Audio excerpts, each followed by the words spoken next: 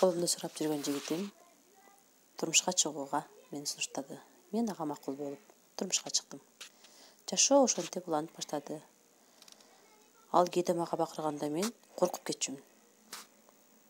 Жашоо деген өз нугунда айланып жатты. Ал жумушунан жогорулагандан берди. А менин кыялдарым, карьерам кыялымда гана жашачу.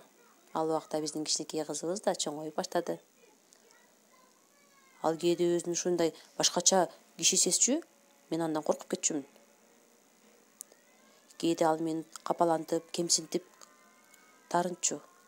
Кээде ичкилик ичип келип, кол көтөрчү да болду. Мен өз кызым менен, жашоо менен алек болуп жаттым. Ата-энем мага мунун баарын билсе дагы сооротушуп, чыдап жашашымды сунушташты. Бирок мындай жашоо күндөн күнгө күч алгандан күч ала берди. Ал баламдын көзүнчө дагы мага кол көтөрчү болду. Кызым мындан травма алып, кызыма да кол көтөрчү болду. Мен кызымдын келечеги үчүн, өзүмдүн келечеги үчүн ажырашууну чечтим. Мен эми кызым менен бактылуу жашоодо жашап жатам.